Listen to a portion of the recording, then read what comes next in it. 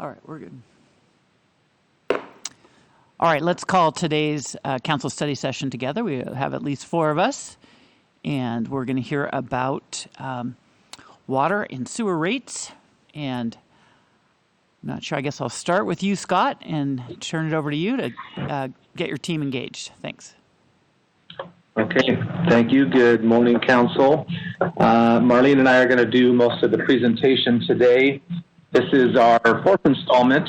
Our touch base with you today is on our financial projections. We've been working diligently on updating what our 5-year projections look like that are informing on where our rates rate recommendations are going to be at. A lot of this will reflect some of the discussions we've had in the past couple of meetings on water and wastewater, some of the opportunities that we see in additional changes to our fee schedules, as well as some of the softness that we're seeing within our revenue today. So Marlene's going to share the slide presentation and drive for us. So we can go through these first couple are just our basic intros that you've seen before on our rate setting approach. Next one on our rate setting principle. And then the next slide, we're going to get into the details of all this, but essentially what we're going to share with you today what the impacts on our overall financial position looks like. We've got costs that we know are going up from our next level treatment that's going to be coming online in 21, our CSO program. We have insurance costs that have been increasing. Our revenues at the same time are going down, both in our retail, or our residential and commercial water consumption, as well as electric sales at Upriver Dam and GFCs overall. So looking at how do we deal with those fluctuations and variances and still try to make sure we're meeting our reserve targets. And in here, we're going to spend a little bit of time on some things that we've identified as some opportunities within water rate tiers that helps us continue to focus on water conservation and work on future long-term reductions to our needed capital costs for infrastructure. So next slide. I should just check, is everyone hearing me okay? Okay, good, head nods. So starting with our costs, we had shared that our next level treatment is going to be coming online in the early part of 2021. That's going to result in additional personnel that's needed and necessary to meet our regulatory obligations to manage that facility. With that comes increased electricity and power use out there. We also have chemicals that will have to increase in the process throughout. And we have a very expensive consumable asset out there with our membranes. The OEM is projecting those to have about a 10-year useful life. We won't know until we actually operate them for some time, but we've got to build a reserve amount that starts to set aside replacements. Those replacements are about $6.8 million. So in our projections, we've begun to set aside about 1/10 each year to plan for that eventual replacement. We've shared about our CSO personnel and our operations to manage that. We are fully controlled on our last CSO project out in front of the library that came online a couple weeks ago. So our program is now fully up and running, and our maintenance team will have that fully turned over to them to begin managing that going forward. We've shared about the increased costs from the COVID delays to our utility information system. And you've also heard from our last renewal on our insurance, we've had about 15 to 25% increases at our various facilities. Specific to water and wastewater, that's our treatment plant as well as Upriver Dam. So those are all expenses that we've had to build into our projections that were not there previously. All right, next slide. So here's the things that we're seeing in our revenues. Our power purchase agreement that we signed late last year was done after our budget was set. Those have resulted in some significant revenue reductions. Nearly 50% of our revenue is now less than what it was previously, and that will continue out into the future.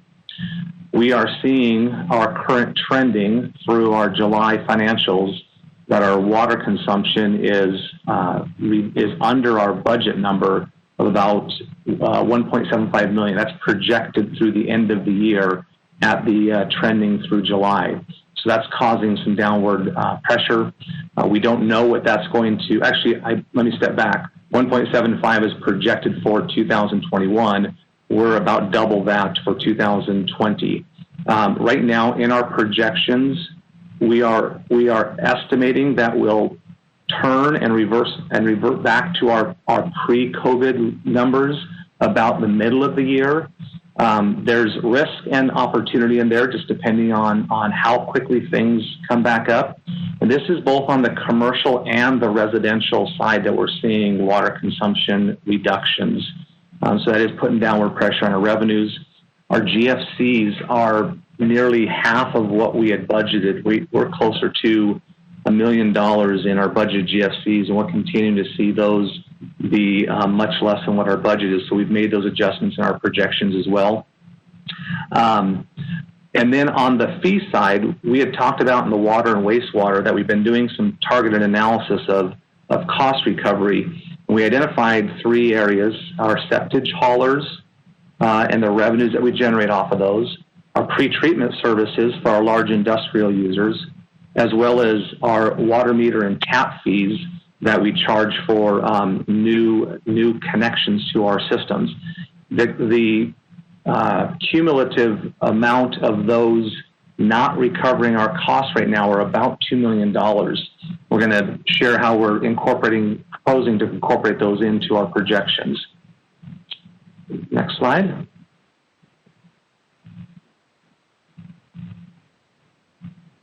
This is in here. Yeah, so obviously water conservation has been a major topic for council, and we've talked about in the long term the need to reduce capital costs to support additional capacity and growth. So that's water conservation is a tool to be able to do that, and we want to work to accommodate growth without increasing water pumping. So obviously we've talked a lot about the rebates and education in Spokanescape, but today we'd like to talk about revising the tier system, initial revisions to the tier system for both residential and true commercial accounts. And so let's take a look at residential first. There we go. So who's driving demand? This is the examples from August of 2019, and those are our 4 water steps, tiers. And 26% of our customers in August of 2019 were in that highest tier, and they used more than 45% of the water that was delivered that month.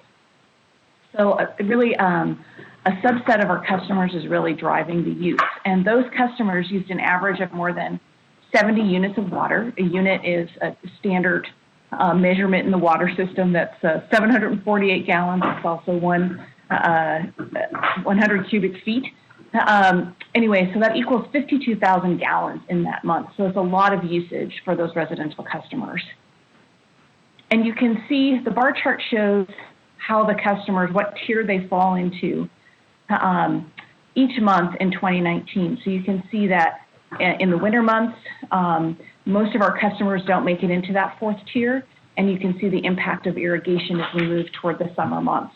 So we're really building the size of our system based on the demand that we're seeing July through October. And remember, this lags about 30 days because you read the meter and then this is billing. But you can see how those summer months really do drive the size of the system. Marlene? Yes. Could you, Councilman Wilkerson, do we have a geographic area of where those 26% of high utilize the water? Is there area or just citywide? That's my question. We did heat map it, and as you would suspect, customers with larger lot sizes and higher values for homes typically will use more water. But we do have high water users throughout the city. But that's what I can say about it, is that we did find them, the bigger your lot and the more your home was worth was part of that indicator of how much water you would use. Could I also? Marlene? Oh, Yes. Go ahead, Michael. Oh, I was just going to ask. So, I guess what is the thought around? And I know this is the way it's been, but what is the thought around charging more per unit based on the more water you use? I mean, typically you get a discount for volume, not an increase in cost. So I'm just curious, kind of what the perspective is from the department. Yeah. Well, so because we have to size the system based on basically the day of the year that we use the most water, right? So we have to make sure that we have the storage capacity and the distribution capacity to meet that highest peak demand day. So if we can do what they call shave the peak, reduce the demand on those high use days, then I don't have to build my system as big. So I can spend our capital dollars on replacement of aging infrastructure, not on adding capacity. So, so the same way energy usage, they try to pay with energy savings, we want to do the same thing. We want to basically take costs out of our capital by driving down use, particularly in the summertime. Marlene, real quick to follow up on that, if I may, President Begg. Go ahead. So we're charged the same up until what you're proposing here, or showing here, up to 45 units, right? So if you are a high user, you don't get that big number for all of it, right? We're all charged the same. Right. So these tiers in the residential area are stair steps. So if you use 5 units, you just pay for those units at 33 cents. If you use 10 units, the first 6 units you pay at 33 cents, and then the ones that are in the second tier you pay for that. So these are graduated steps on as how that residential works. So just like a stair. All right. So I wanted to make one comment, just summarizing what I think I heard you said, and then I had another question. So it sounds like what you're trying to do is take into account not just the cost of delivering the water that day, but the capital costs that are involved in creating that extra capacity to accommodate the larger users on the hottest day of the year. Right. But my other question is, in terms of the heat map, I just sort of assume that it is also those higher users tend to be at higher elevations, not all of them, but in general, based on what you said about larger lots and more expensive lots, Sure. which costs more to deliver that even on a daily basis, and also requires more infrastructure for those elevations. That's right. I mean, obviously we have pressure zones, and it costs more to deliver at the top of the hills than it does in the valley.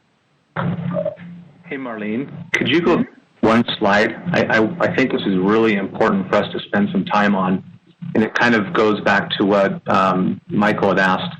This curve here, if you reverse it, what it shows, we've talked about our 4 months of the year, that is our peak delivery of water, peak usage of water. If our customers all used, so this is our 100% of our water, our peak water we deliver in the summertime. In the non-summer months, our entire system only uses it's only about 30% utilized. So 70% of our capital, our transmission mains, our reservoir tanks, our booster stations are there to serve those 4 months. If we were able to have 30% utilization evenly throughout the year, we would be able to reduce and eliminate a lot of that capital and not invest it into the future. And really, it's the biggest piece of the expense of delivering water is our capital infrastructure. That's what drives a lot of the stuff. So that kind of plays back to, if you want to have the water, it costs more to deliver a higher amount of water in those summer months.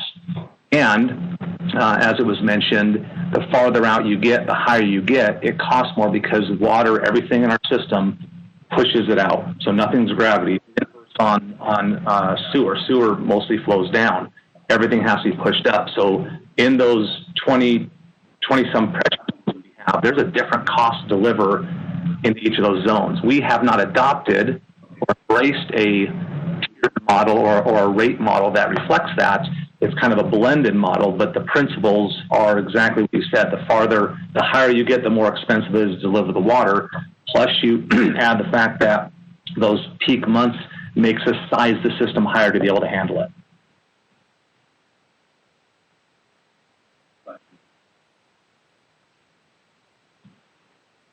Okay, if I don't have any more questions on this slide, we'll move on to the next one. So our median use in the summer amongst our residential customers is about 23 units a month. Our year-round median use is 8 units a month. So you can see the difference that irrigation makes on their on usage. So our goal with these initial retooling of tiers is to incentivize customers to stay at that 25 units or less, and also to maintain affordability of lifeline needs. So you can see our tiers as they currently exist in 2020, 0 to 6, 7 to 10, 11 to 45, and then over 45 units. We felt like there was an opportunity to give people an incentive to conserve if we broke up that third tier so that people would try to stay under that 25 units. So we extended tier 2 to 12 units to really look at that lifeline usage. So if you have a larger family and have needs that way, you can accommodate those baseline needs for most of our customers in the non-irrigation months in those first 2 tiers. And then you'll see we've broken in half effectively the tier 3 and added a 5th tier for that over 45 units.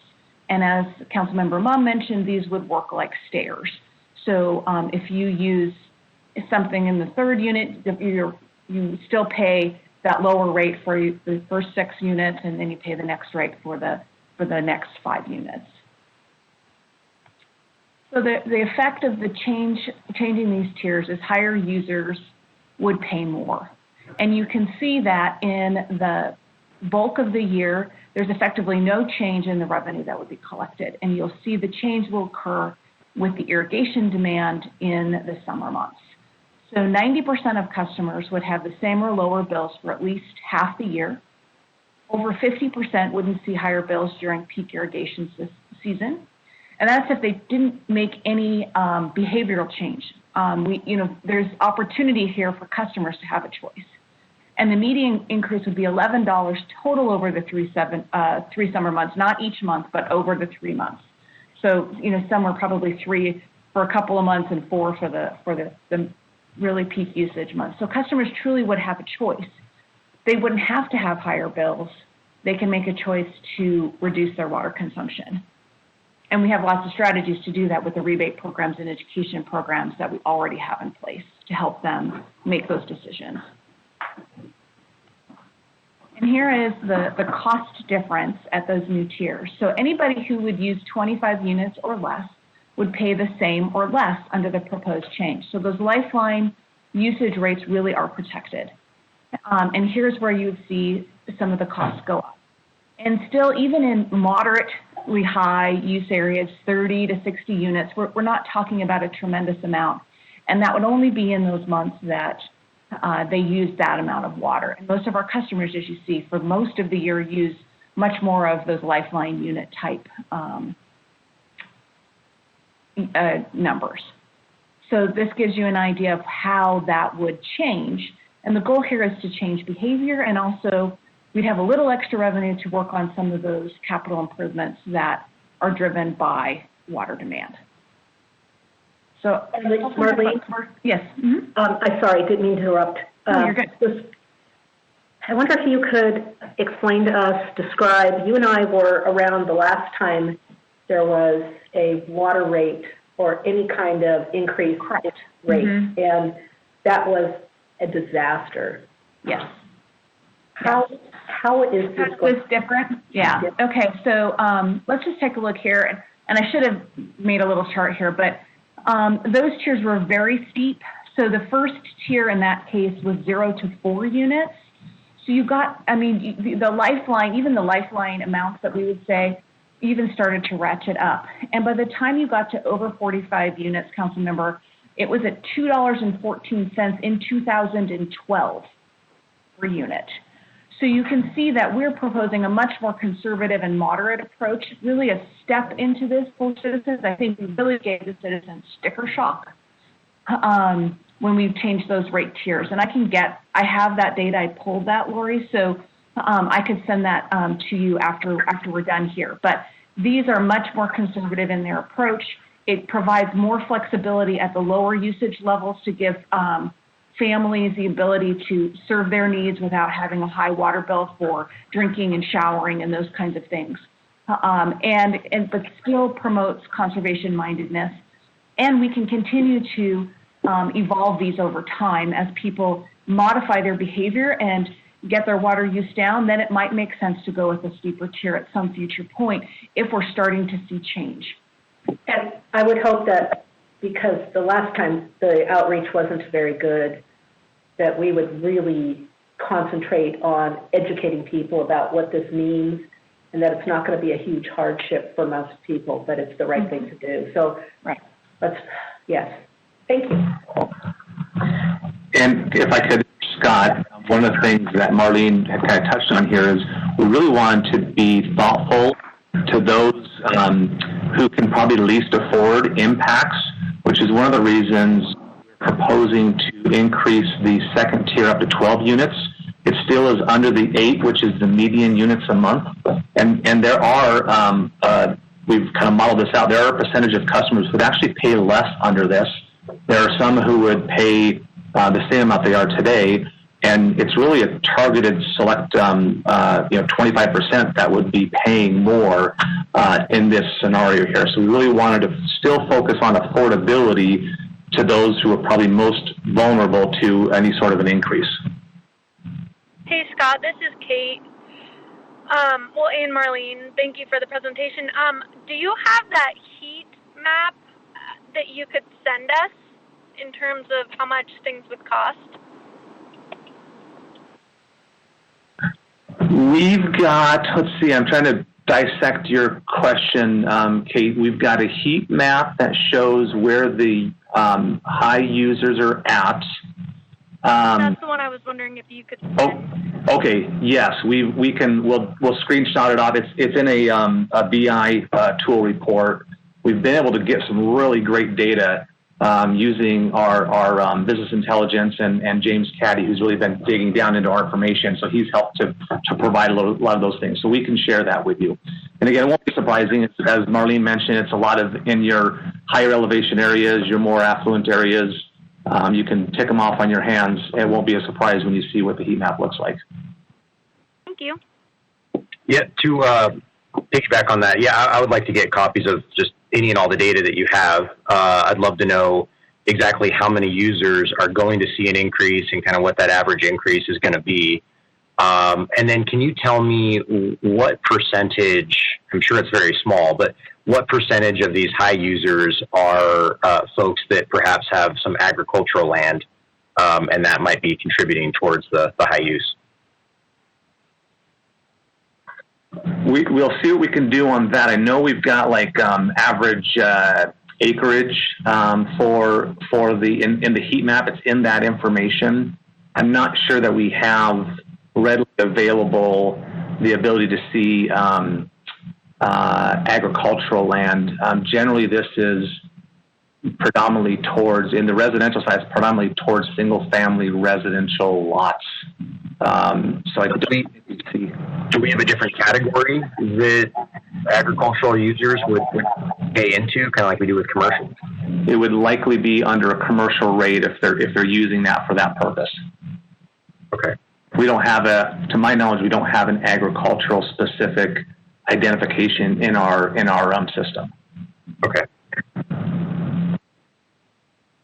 This is for either Scott or Marlene. I just have a couple questions. Did you consider a sixth tier for super users? Did you look at that? We didn't for water, but we're going to share with you what that looks like on commercial. And it's not to say that it could be. We just hadn't looked at that for residential.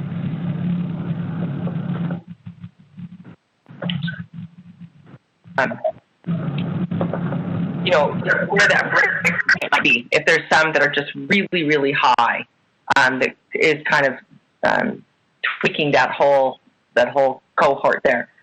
Also, I'm assuming that this pricing strategy is consistent with how other water utilities do their pricing. And then have you, I know in the past you've showed us how affordable water is in the city.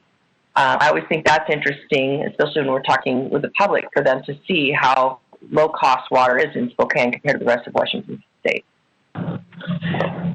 Yeah, no, great points on both those. On the second one, we've done a lot of analysis outside of our city. We've looked at Reno, we've looked at Salt Lake, we've looked at Vancouver, Tacoma, Boise.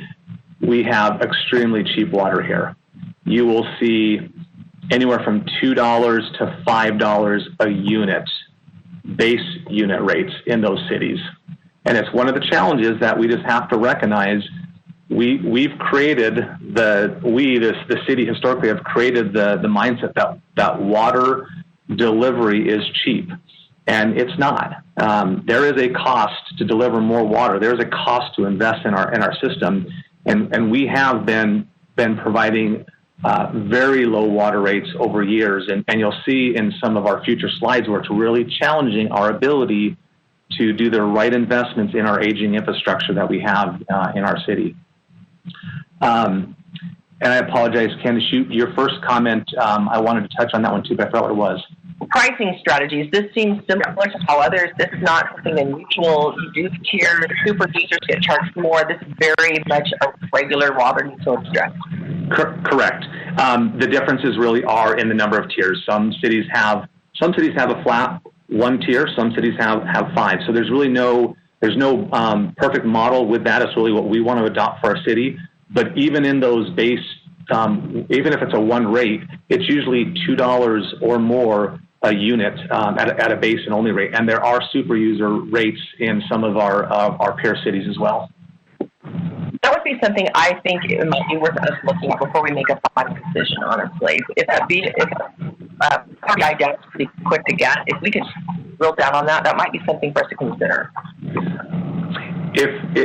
We actually have some just really rudimentary data that we can share with you. It's in kind of a, I think Marlene did it on a spreadsheet or something, so we can pull that up and it'll give you some ideas of comparables around our region. I say region like Pacific Northwest.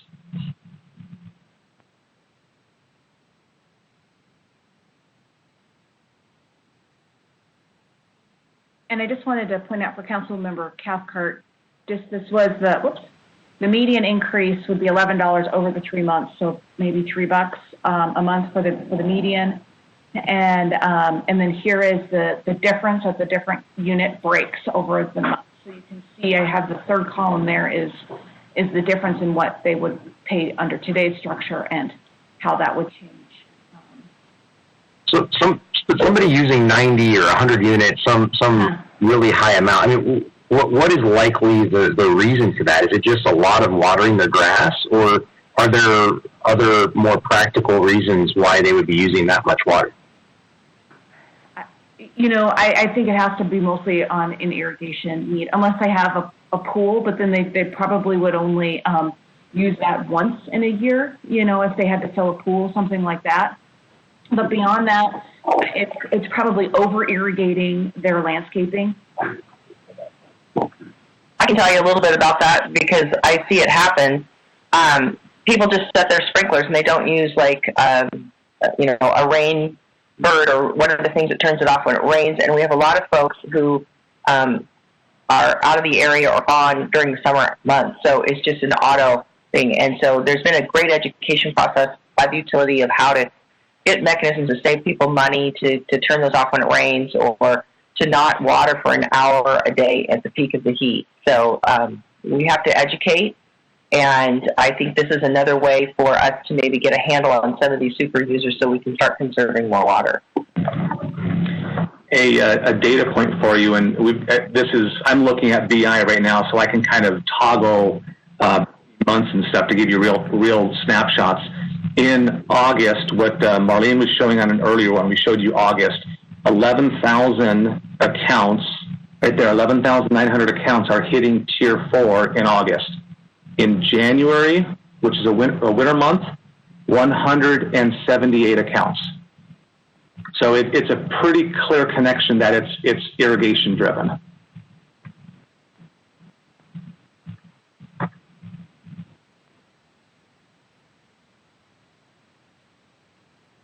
If we don't have any more questions on residential rates, Scott's going to talk a little bit about commercial.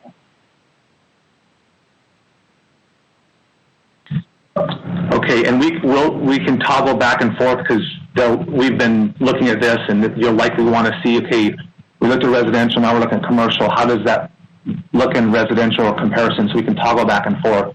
One of the things that we looked at, this is a chart that we provide every single time we update our water system. The last time we did this, you'll see that for the entire year during 2018, 39% of our water usage was in residential. That's a big bulk of it, but it's not all of it. So the next highest one is in commercial. And so we really wanted to spend some time focusing on commercial. As we looked back historically, we haven't adjusted our tiers in commercial other than the 2.9%. We haven't adjusted those in the better part of, 12 years or more, Marlene? We didn't do anything. When the tier structures were put in place back in 2010 or so, it was only residential. It wasn't commercial. So we felt like we needed to look at commercial. In fact, there's a lot of these things we need to look at, but we didn't have the time. It's really going to create a more detailed deep dive. Multifamily is another one I think we need to spend some time on, especially on the irrigation side, not on the basic use of water in the units, but in the irrigation. So right now we're going to spend a little time on this commercial that makes up 17% of the pie here. The next slide, Marlene. Okay, so similar, we wanted to capture what this looks like in a summer month and a non-summer month. And commercial's an interesting one because you can see where in a summer, in the same summer, August, we had 3.5% of our customers, of our 4,300 accounts, 3.5% are using 49% of our volume amongst our commercial accounts. And if you look at those are all in the 1,000 units and greater. Now, there's a couple different stories here, because then if you look down in the lower left side, only less than 1% of our accounts are using, still a high number, but 40%. So there is a segment of the commercial customers who use water in their processes, their production. But the other differential is likely irrigation driven again. And you'll also see here one of the anomalies that jumps out. We've got, in the summer months, we've got almost 4,300 accounts that we're billing. In the winter months, we only have about 3,600. Well, that's irrigation meters that are predominant in commercial accounts. They have a separate irrigation meter. So they don't naturally bill anything in the wintertime because they're not using it, but they come on and they add that additional delta of over 600 accounts here. So important backdrop for looking kind of a similar thing. Who's putting the demand on our system? And this is different. This is some of it's year round, but again, a lot of it is in those summer months, which is causing us to increase our capital investments in our infrastructure to meet these demands. Next one, Marlene. So one one important differentiator on commercial versus water, commercial versus residential. Residential, as Marlene said, are stepped. So depending on which tier you're in, you get billed for your usage that is in each of those tiers. In commercial, you get billed fully for whatever tier you fall into. So if I use 10 units as a commercial account, all 10 units get billed at 76 cents a unit. Different from residential. Residential, their first 6 would be at 34 cents a unit. Their next 4 would be at 76. So I just want to make sure we highlighted that. The year-round usage for commercial, if you recall on residential, it's about 8 is the median. So 50% of people use 8 or less, 50% of people use 8 or more. On commercial, it's higher. It's 19 units a month. And what we also found through this, and you saw it earlier, we have about 150 of those super users, those that are using 1,000 units or more each month. So given the difference between the residential versus the commercial, we thought this was also a good opportunity to adjust some of those tiers. We're proposing here that the first tier stays the same. The second tier expands to 15 units, keeping in mind that they're fully billed at 76 cents for their entire usage. We would propose putting in something similar, anything above 16, but for under 45 or under is a third tier, and then we put in a fourth tier at the greater than 45. Because we have a lot of those accounts that are a small number of accounts that drive our highest usage, here's where we felt like a higher user, a super user charge would be appropriate. Now, what we are trying to do in all this is we were kind of similar on the residential. We didn't want to impact those that had the least ability to afford an increase. We really tried to make sure we looked at small businesses to make sure this wouldn't negatively impact those. And who are those large users? I'll give you an example of some of the large users. There's 2 aerospace companies out in the West Plains that are in that number. There is Darigold, Johanna Beverage, actually a couple of our large retail grocery stores, Walmart and Winco are in there. These are large businesses. These are not small businesses that are in that high user category. I remember back Patrick Jones has mentioned that 80% of our businesses in the city employ 20 employees or less. So they are truly the core small business, and we wanted to be really sensitive not to create additional financial burden on them, especially in light of the COVID situation that we were experiencing. So we'll show you now this next slide, kind of what that looks like if we were to implement those tiers. Down the lower left corner, you'll see that 20% would actually experience a slight decrease. 25% would have no change, and about 54% would have some type of a change on it, on their account. It would increase. The next slide will show you kind of what that looks like in that similar 30 to 100 units. So if you're using up to that 45 units, you would pay the same or less. At the 50 units, you would pay about $11 more a month, all the way down to 100. So the vast majority of our commercial accounts are in these levels of usage today, and the dollar impact would be $23, and those are likely going to be in your summer months. They're not likely going to be in your winter months. And it has kind of a comparison on the right side of what the residential rates look like as a comparison to them. So once you get to the 100 units or so, it's pretty comparable in terms of residential versus commercial, but commercial is more expensive before that.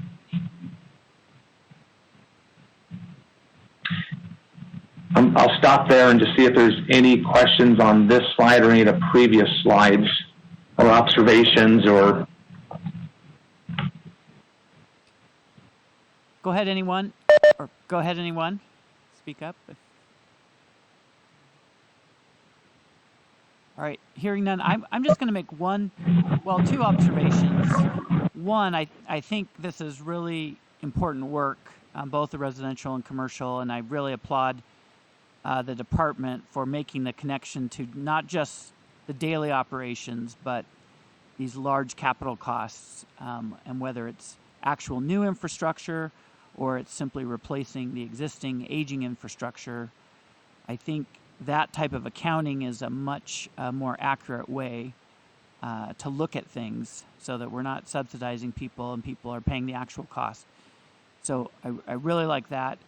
I'm struck by the challenge I think we're going to run into real quickly is that this seems somewhat complex and a lot of potential policy directions depending on how things are adjusted. So it may be challenging to do 3 years of rates within this rate setting thing. So I'm just throwing that out there just because it's in my mind. But the third thing, which is just for the commercial, and it goes a little bit to some points Michael was making, which is trying to figure out, is the water being used for true economic activity that's supporting jobs and production, whether it's agriculture or factories and services, or is it simply trying to do landscaping that's probably not that appropriate for this climate? And so I'm just throwing out just the idea, just brainstorming idea of the ability that a high-end commercial user could get a lower rate by getting some type of certificate of water smart operations, that it really was their actual operation as opposed to the lawns surrounding their headquarters. That's just one example, but it seems like if we give people a path forward that they could really align with our water values, that does two things. One, it gets them aligned with it, and secondly, it doesn't penalize a company that generates a lot of jobs just because they're in the business that requires water to their core operations as to their ancillary landscaping. So just a thought. You highlighted, Brian, a lot of the complexities that we've been wrestling with in here. We're only hitting the iceberg, and I think there are a lot of things that I would envision this will evolve over time as we get more data. We make better connections to what's causing the use and when and how it impacts the system, and make sure we're being pretty surgical and clear on what those connections look like. We're definitely not there yet, but we've uncovered a lot of really good data and are starting to assimilate it to help inform on the decisions. And it's not lost on us at all that this is a big lift. It's a big change. I would be interested, these big businesses, and we absolutely want to make sure that they are, they're here, they're stable, they are providing good jobs, and a number of jobs for our community. There are facilities managers throughout these large businesses, the Home Depots, the Costco's, the others, and they look at their rates across the entire country, and I'd be hard-pressed to believe they can find many rates that are at the level that the city of Spokane has. But I also, again, I recognize that it is a seed change. It's pretty significant that we're proposing. But we are similar to the residential. We're proposing to step into it, not necessarily go full throttle, as we begin to get better data around the various connections between all these things, so that we can continue to make good informed policy and rate setting principles going forward.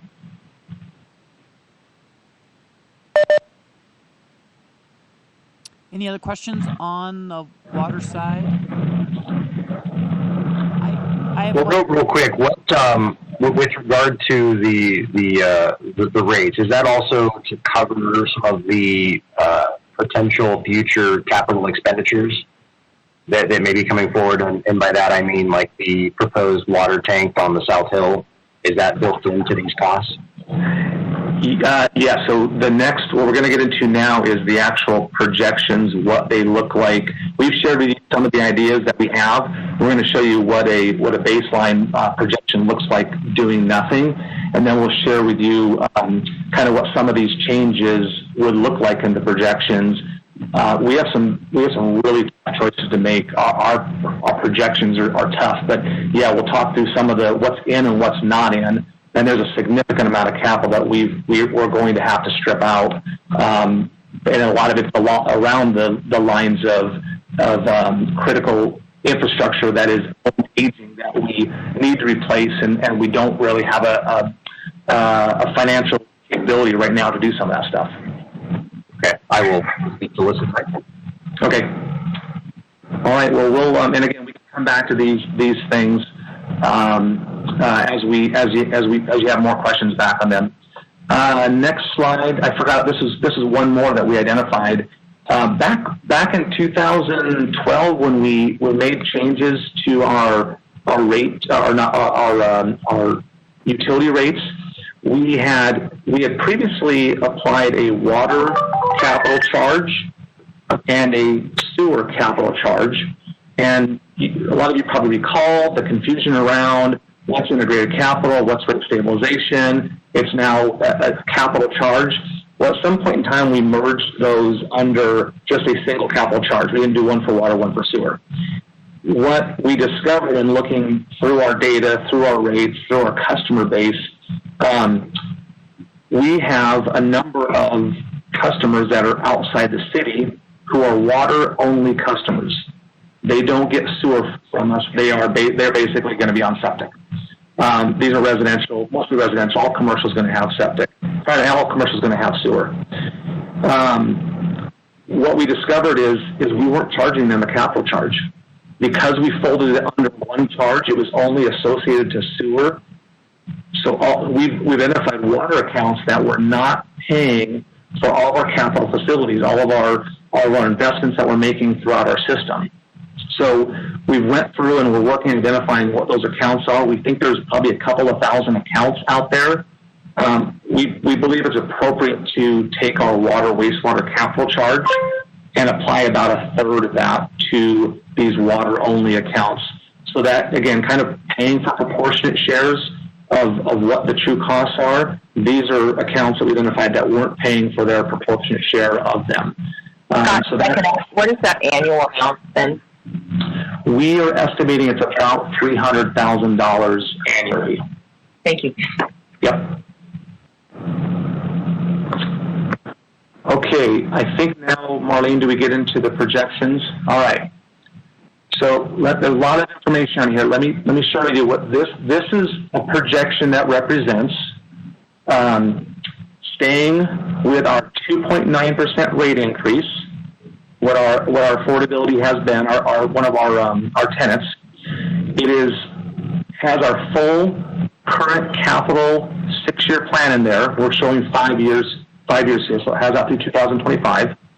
It has all the costs that we've shared with you around NLT, CSO program, insurance, and it also has in there our revenue trending that's under our budget for water with the consumption, with the electric sales, and the GFCs.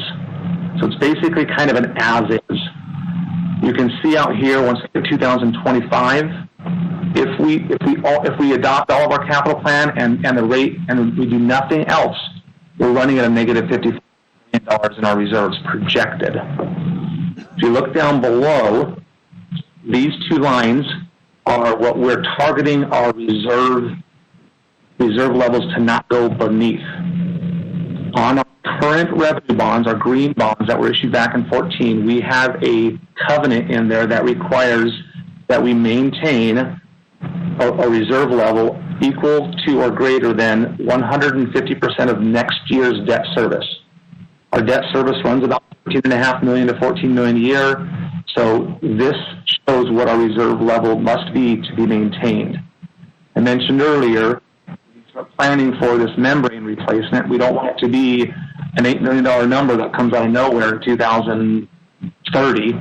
We want to be smart and wise and start saving for it now. So in each of these years, 2021, our reserve target says we need to be at 20 million. We're projected to be under it starting in 2021, and it only gets worse going out. So obviously we can't do nothing. We've got to adjust to this, which is a lot of what we shared with you earlier, our proposals on looking at rate tiers, looking at doing the appropriate cost recovery on our septage haulers, our pre-treatment, our meter and tap fees. So let's jump to the next one. So what this shows you is we went through and basically said we must maintain our reserves at or above our target.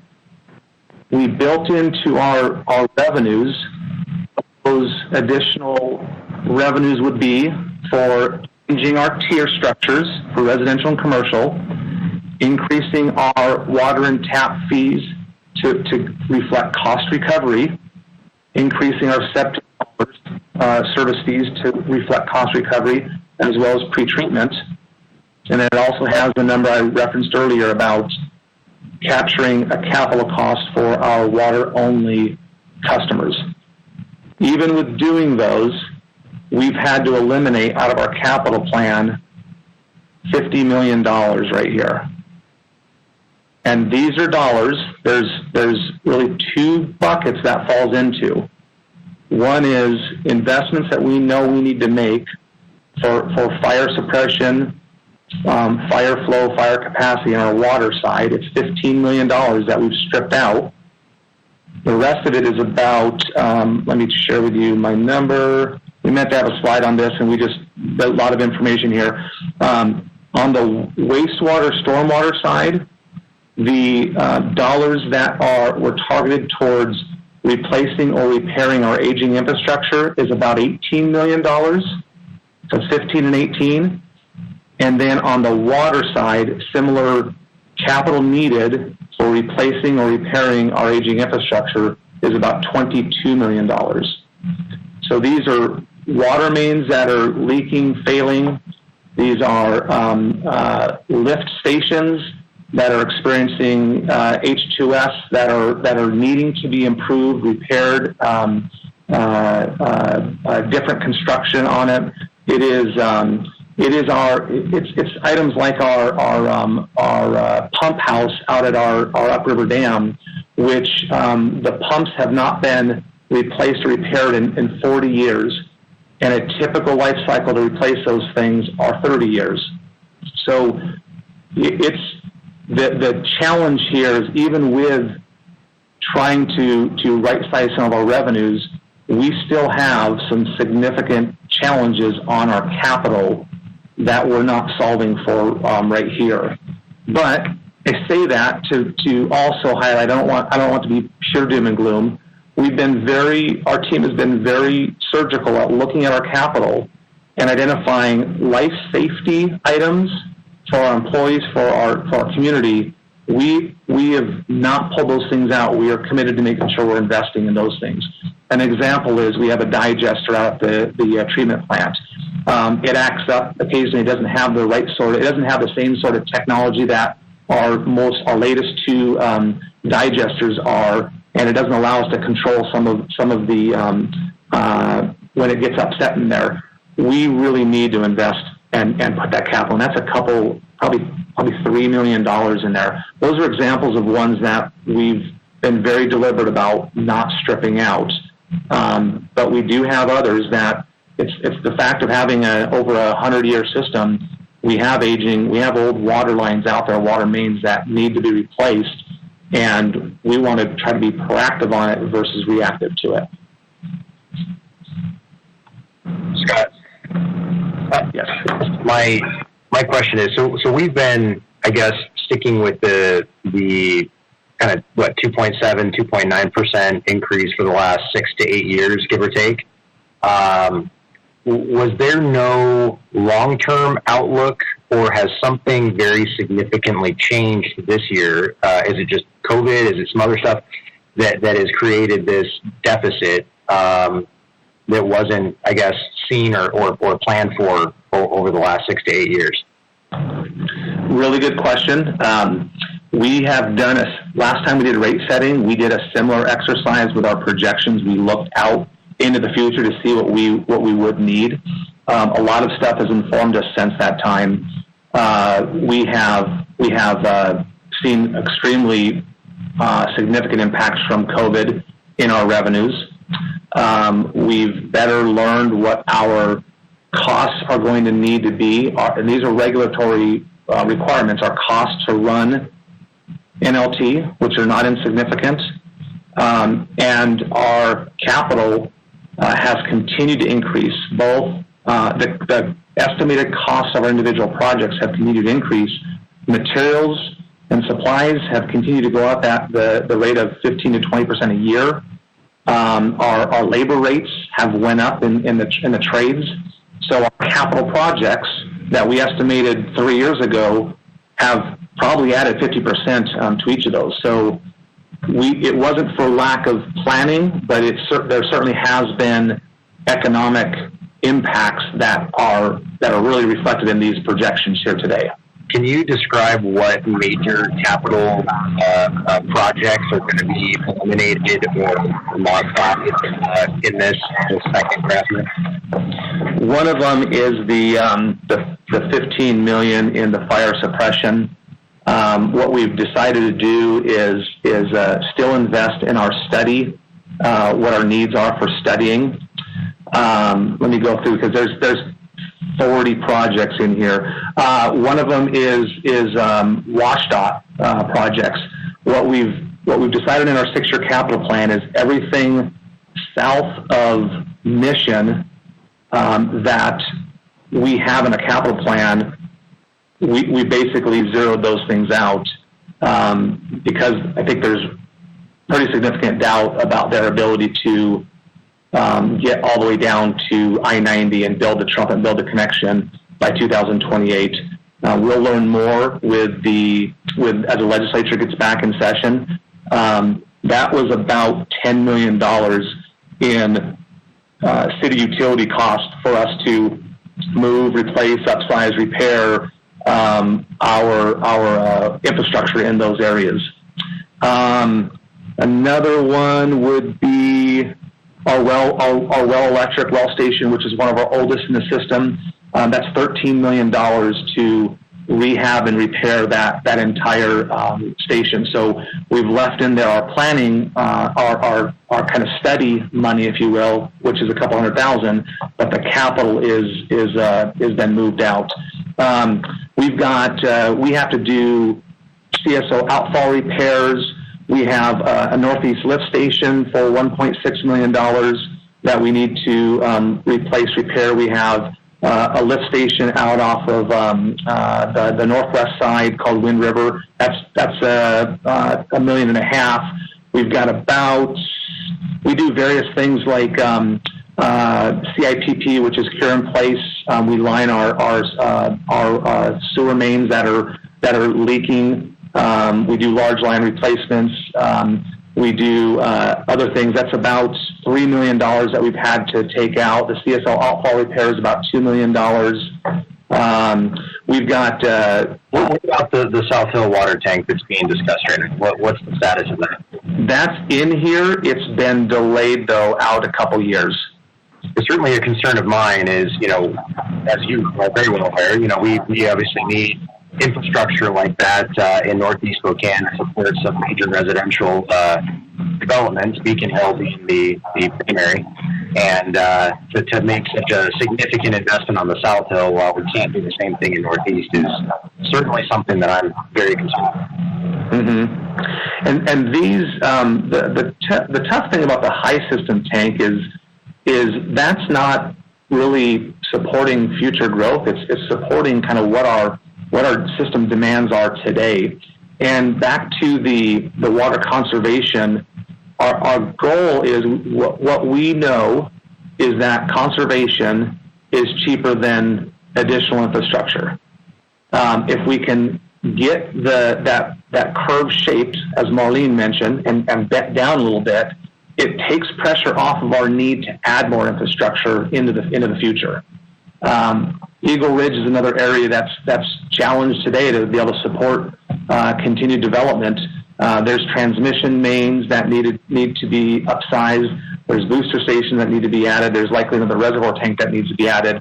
All expensive things to be able to support the housing that we want, and yet we're challenged to be able to afford that within our capital plan.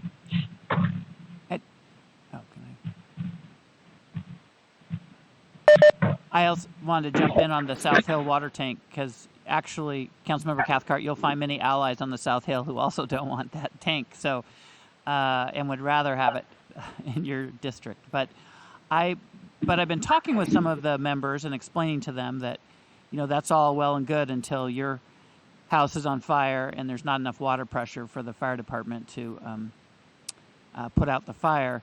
And I'm just curious, Scott, I raised this issue, I think, in either a study session or a committee meeting previously, if there would be a way for us to figure out how much net conservation during the summer would the South Hill zone that new tank would serve have to come up with in order not to have that tank.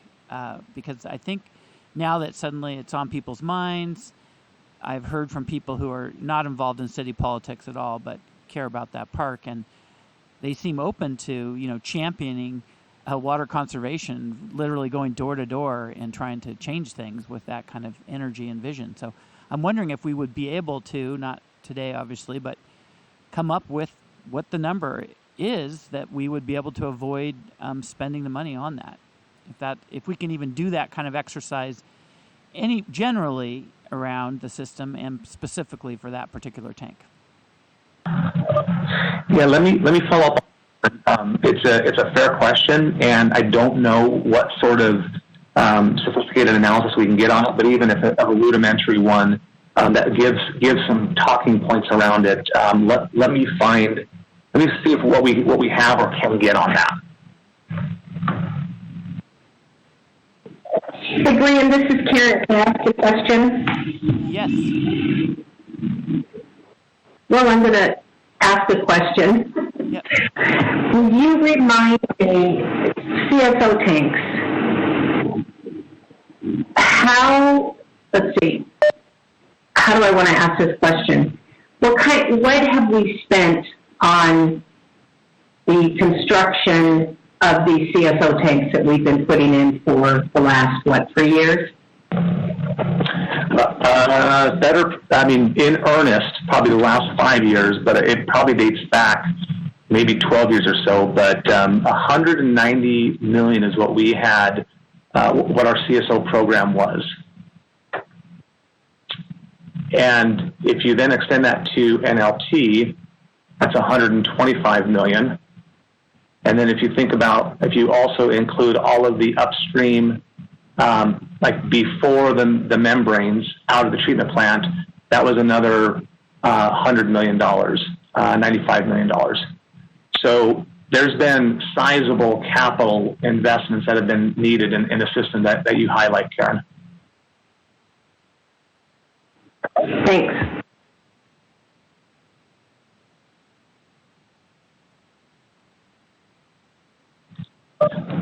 One of the areas that we recognize, the water tiers are only one piece of the equation. We need to continue our education and outreach, and I do think we're going to need to get some real strong evaluation of some policy changes, perhaps. Brian's question around what kind of water reduction would need to be achieved to not put in that tank. We really need to look at considering things that may not be as popular, but are smart, common sense things, such as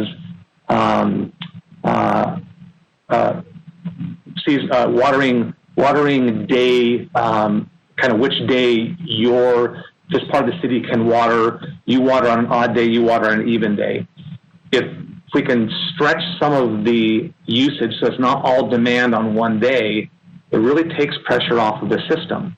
And so I do believe there are some very straightforward, common sense approaches that we can take. It does require a lot of education, a lot of outreach, a lot of commitment by our citizens to do that. But I know I think I've shared with council before, when we were rehabbing the water tank up on 33rd and the South Hill last year, we got into a situation in the summer where we were stressing that system out, and we were hardly able to keep up with demand. We worked with Garrett's team over in Parks, and they changed their watering schedule on Manitou and Comstock. At the time, they were both watering at the same time, the same days. We got them to change their watering schedule, and it immediately improved our system resiliency that we were experiencing, our system emergency that we were experiencing that day. That's the kind of thing I do believe we can get to as a community. That's not punitive. It's smart sort of, how do we reduce the amount of capital that we continue to have to invest in? How do we not disrupt areas of our city that citizens don't want to see disruptive? I really see that to be the next phase of this, that it all comes together in one, but how do you step into them? Hannah? Hey, Scott. Do we feel like for new development that we could give maybe developers an option to pay more of the freight in order to accelerate what's developing, so we're not holding them back from, our ability to expand pipe or build water towers? I mean, is there an option to do that? Because we do have a housing crunch here, but I don't think we're going to have to prioritize maintenance versus new, right? And I just think there might be a way to put that option out for developers. Hey, if you need to do this or want to do it, definitely, pay for it. We don't want to stop you. You could upsize the pipe for us or something like that, but we just can't do it on the timeline that you want.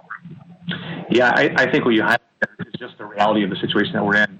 We have to. We don't have the ability within our capital plan to fully invest in some of those things. So those are conversations that are occurring today. I know from developer services as they're working with landowners who either have a preliminary plat or are looking to come in and get a preliminary plat. It's the reality of the capital situation that we're in. One nice thing I wanted to highlight, if council wasn't aware, we are already on plats that we are approving as a city. We are requiring Spokanescape to be put in place. We're greatly reducing our turf in these areas. So we're already starting to put in place smart practices on that. Thank you. Scott, I have a related question to the even odd day watering by which side of the street you live on. If we can get smart meters in more places, that will make those types of programs easier and also just consumer awareness. And so I'm wondering, what's the status of a smarter meter, kind of similar to a Vista's system? And secondly, if we don't have it, would it be possible to start it at the higher elevations that cost more to spend water to, than also that tend to use more water? That's one of the items that I know you had asked, or some council member asked at one of our previous PIs or this particular rate setting meeting. So as a team, we're assimilating all of our information on what we kind of call our AMR, our advanced meter reading, our AMI, which is kind of that next generation of receiving data and be able to communicate. We're bringing all that information together so that we can present to council what that looks like, what the timing and phasing and what the needs are. So some of the stuff we can get to now, but some of it is still infrastructure that's needed and necessary to invest in. Some of it's our billing today that we're going to be resolving on when Enquesta goes live in the first part of 2021. So we are going to have, probably before the end of the year, we'll be able to bring to a council committee meeting and get you up to speed on what that looks like as far as timing, phasing, additional infrastructure needed, gaps, and what some of the future functionality could look like in that.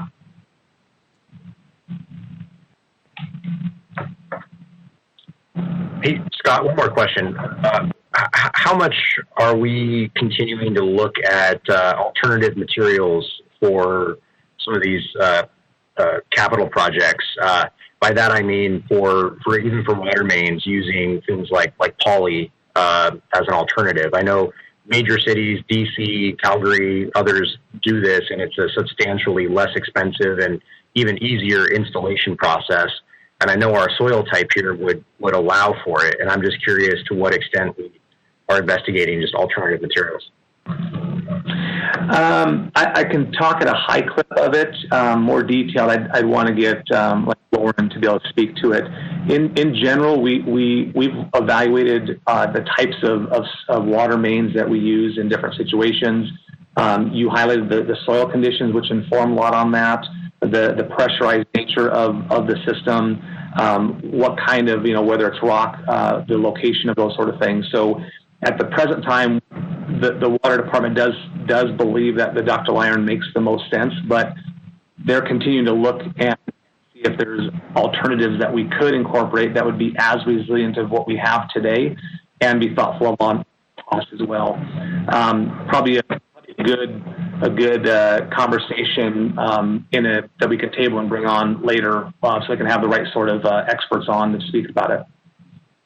Yeah, I just think especially when we're looking at these sorts of deficits and inability to get all of our capital projects done, it's probably a good time to maybe reanalyze those alternatives to see what might be possible. Yep. And just to keep at the forefront of council, we are doing something similar to that in terms of our distribution system loss. In years past, we used to go and rip out an entire main and replace it. When we pulled the main out, boy, there was only probably 3 sections that need to be replaced. So now we've been doing our pipe divers, our swimmer balls, our infrared satellite that detects where potential leaks are occurring, so that we can be much more targeted and smarter about it, which reduces our ultimate cost of replacing our large transmission mains, our large distribution mains. Kind of along the same line, a little bit different, but that highlights some of the innovative approaches that waters continue to try to take.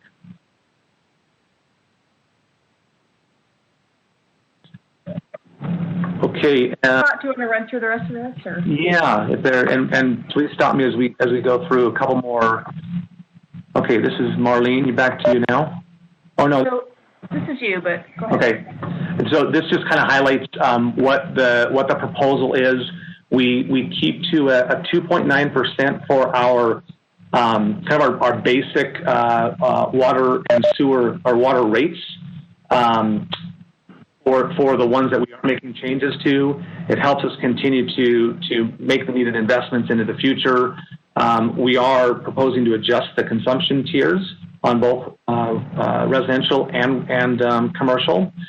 We are proposing to update our fee schedules on our taps and water meters to make sure we're having cost recovery, and also look at applying a capital charge for outside city water-only customers. I think Marlene will show you what those look like now on our residential side. So here's the base rates today and what they would be with that 2.9% increase for water. And then here is the consumption charges using the 5-tier proposal that we laid out earlier in the presentation. So you can see how those would increase slightly over time. And then there is the outside city companion water consumption tiers. The outside city on the water side is 150% of the inside city rate. And we'll send this entire deck out to council once we're done too, because I know there's a lot of numbers and stuff in here. Scott and Marlene, I wasn't clear on that, whether you were also going to update the commercial tiers as well. Yes, commercial tiers as well. We typically show you the residential on this stuff, but what we showed you previously on commercial is what we would be proposing to implement. That chart for that as well. Councilmember Mumm. Yeah, is that 2.9 increase, is that the average between all the tiers, or does that apply to each tier? It applies to each tier, Councilmember. So if you can see, there's your inside city. So each year it would go up by 2.9% at each tier level. So you can see there's incremental cost increases each year on each tier. I wasn't sure if you just had it. Yeah, if you had averaged it to 2.9. Did we codify the 2.9, or is that an internal policy? We didn't, I don't think we specifically codified it, but that was our goal, was to maintain during the term of the repayment of the green bonds, was to try to maintain increases at 2.9%. Yeah, I'm wondering if maybe we should look at that internal policy for the super users, because maybe that's going to get us to our goals faster. When I see those big red deficits out, I actually think the 2.9 might have been a little ill-informed, because we maybe didn't go out as far as we needed to with our costs. Because when I see it go that far, I think we might be shooting ourselves in the foot if we don't attack this a little more aggressively. So, Candace, you're suggesting perhaps we look at a higher than 2.9% for our larger users, and is that on the residential and on the commercial side? I would like to see an alternative model for us to consider with another rate tier. I don't know what other council members feel. I understand. Let us, we've... Scott, I'm sorry to interrupt this story. I support that from Councilmember Mumm, but I just want to make sure we're not penalizing people who cannot afford it. And number two, that we're doing very thorough outreach so people understand why these numbers are going up and what we're asking of them. And we give them a solution to lower their water costs. So it's real simple. You know, you re-landscape or you do something to reduce your water usage, but all those things have to take place, and I think we'll be fine. Yeah, I'm only looking at a higher rate for those high users that can afford it and likely can afford it.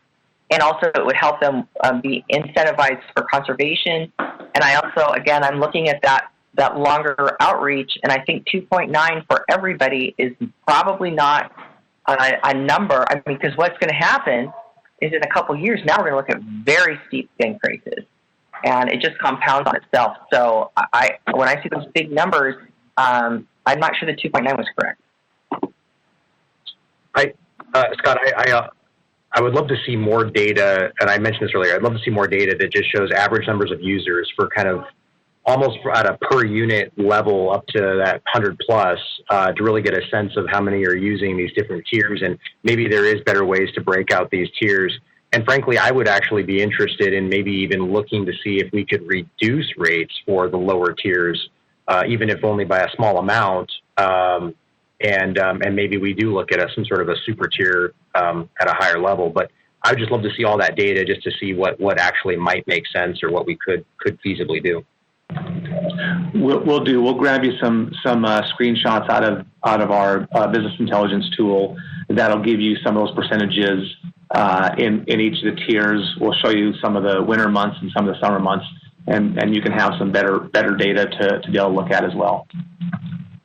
Okay, I've got both those notes down, looking at adding a super user tier for residential, and then getting some additional data around customers falling into which tiers, percentages, that sort of thing.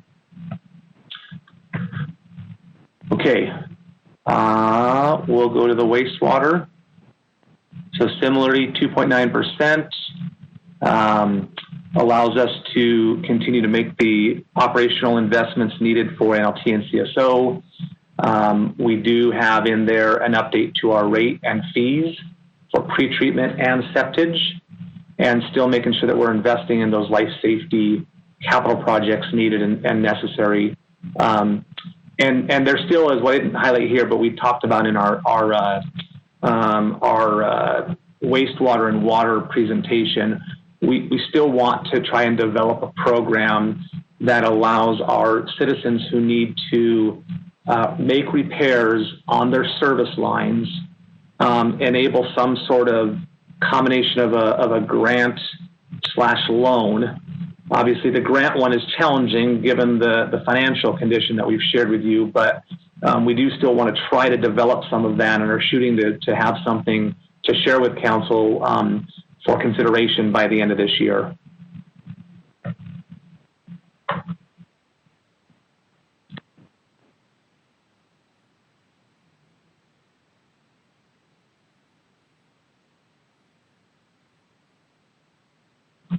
You're on mute, Marlene.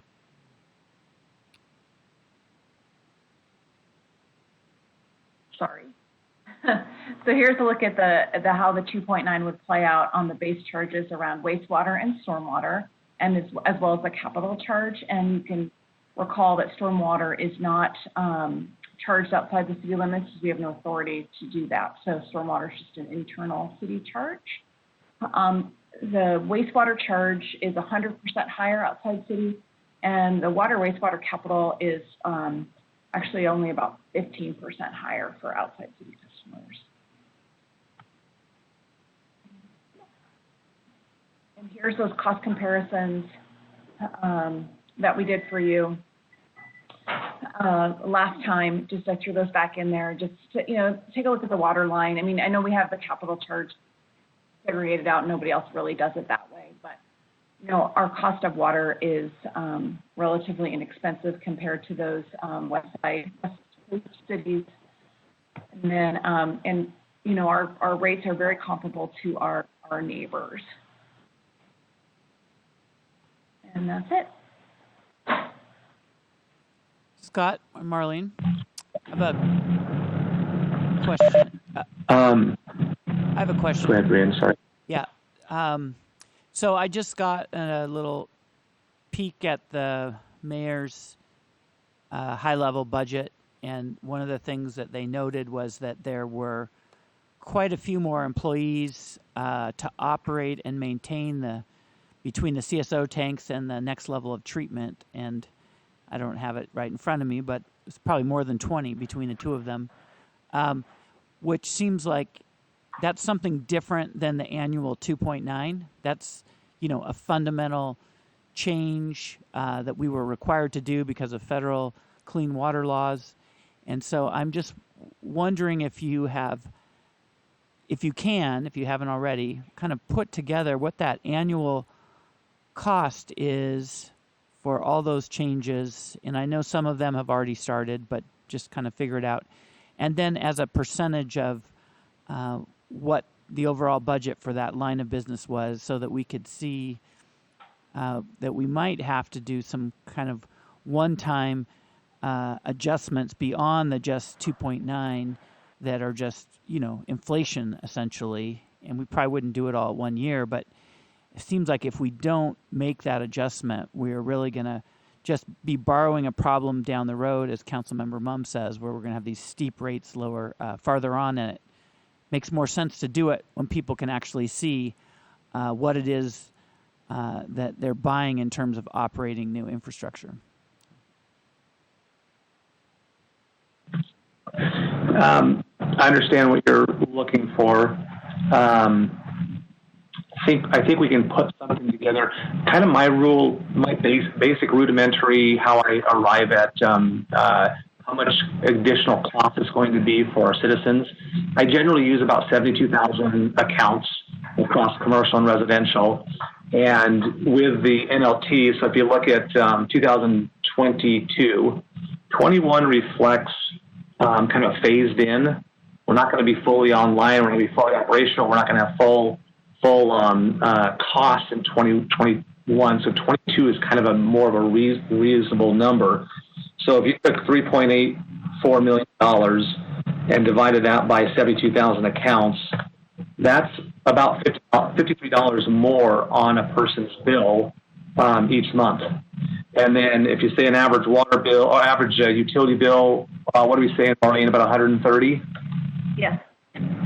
So divide that by 130, that is about a 41% increase in a single year for that. So that's kind of the very rudimentary approach that I take to just understand what kind of impacts a certain action might be on our customers' bills.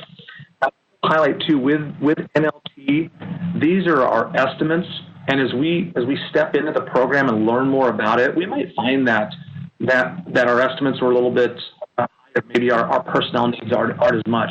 In the 2021 budget, what we are asking for is budget authority to approve a certain number of headcount, but we'll be very diligent about scrutinizing each and every one of those additions that when it comes time that we think we want, we'll scrutinize each and every one of those. And if we find that we're actually much more efficient than we projected, we won't add those so that we manage our cost structure well. But even on a even on the best case scenario, it seems like the operating costs are going to be a substantial increase unrelated to inflation. And I'm not proposing that we install that all at once. But it seems like we're going to need to think about that so that we get back to that normal, whatever the new normal level of operational cost is, with 2.9% increases every year reflecting inflation at some point. Otherwise, we're going to have a capital problem or some other kind of problem. One of the things that we tried, the reason we were very targeted with some of our revenues is sorry about that. That was really loud. The reason we tried to be very targeted with some of our revenue adjustments is because we knew those operating costs were increasing. So if you look at those, we have right here about in 2022, $4 million, let's just round it to $4 million thereabouts. Looking at our revenues that we are proposing to have targeted increases on, those in 2022 between the pre-treatment service increases, the septage haulers, the tap and meter fee increases, the residential water tier increases, the commercial water tier increases, and the outside city capital charge, net of the utility tax is about a $4 million increase. So we've tried to, that's some of the reasons that we are proposing some of our revenue adjustments upwards. It covers the operating costs. It doesn't fully cover our capital needs. But just like on our personnel side, those capital, even though I've said we have to strip $50 million out, we're just making sure that we're investing in the right areas when we need to invest in them. $50 million is a lot of dollars, but we owe it to make sure that when we have an amount in there, it's needed at that time, or it can actually wait for some time. So there are some tough choices that we made, and some that we said, okay, I think we can appropriately move that out until we have better information that informs us on a true capital need. The farther out we get in both our projections and our capital plan, the more gray it gets. I can tell you with some degree of certainty what next year is going to look like. The year after, our confidence level goes down, and therefore thereafter, because we just don't know today what's going to happen in 5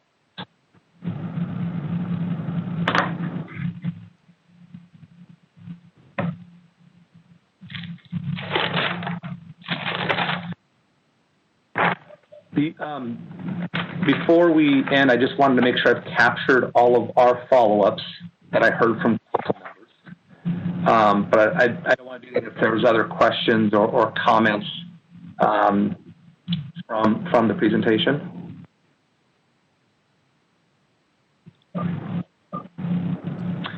Okay, I'll go through these really quickly. What kind of water reduction would be needed to avoid adding the South Hill tank? You wanted the information on the heat map for water usage across our delivery area. A request to look at a super user tier for residential and model that out. Provide average number of users for water across our water tiers today, and we'll show that in summer and non-summer months. And then there was also a request to have comparable other city water rates and structures in kind of the Pacific Northwest, kind of some other peer cities that we looked at. Is there anything I missed? I think just, and I think you're already going to do it, but send out this PowerPoint so we can see it. Yep, and we'll send out the PowerPoint. And then we have the follow-up on the AMR, AMI, education information session that we'll have with council later this year. And then, Scott, I also had Lori's request to see the tiers from the 2010-2012 timeframe. how we Thanks. charge agricultural land. Thank you. Oh, the agricultural. Okay, well, Council, I appreciate all of your questions, insightful questions. I know it's a lot of information we threw at you, but we do appreciate the engagement and thoughtful comments back. I'll leave you with, on the water tiers, there's nothing necessarily magical about how we created those or how we're suggesting to create them. We try to look at what the median usage was today. We try to look at how do we not impact those low water users that can ill afford it. But there's nothing magical about it. We're open to other ideas on how to skin this. Well, the only other thought I might have, and I think maybe there's a lot of ways to slice this, but instead of doing a 2.9% increase overall, maybe look at another model that somebody might be doing where there's a lower increase in the lower tranches and a higher increase in the other, so you have a generalized 2.9 for the whole body. You see where I'm going? So we're not having a potentially 3% increase for the lowest users. Yep. We can try to look at our model it's more kind of at a high level. We could probably, based on some of the data that we have, we could probably do some rudimentary modeling and see what that looks like. But I understand what you're suggesting. We still potentially meet that goal of 2.9, but we might have some people that are paying 5% more. I think I saw James Caddy on here. I think he might like these kind of projects. So I'm just trying to optimize it a little bit and not have so much pain on the lower end. Yep. One of the things I'll do as well as a follow-up, we talked about 2.9%. My team asked me this as well. When we add all the other revenue increases in, our actual adjusted rate increase across the entirety of our customer base is actually much higher than 2.9. It's almost double that, if not more. But I understand exactly what you're asking, Candace, and we'll see how we can provide and present that. It may not work, but I think it's worth running it. And again, somebody else maybe has tried this before. If it worked for them, that's always good to know. We don't want to necessarily experiment. I think what we can definitely do, it's a mathematical calculation. We can choose to only do 2% at a tier 1, 2.2 at a tier 2. We can do that in the SMC. That's easy. Modeling it is what I'm not quite sure how granular we'll be able to get. I think James might find it challenging, but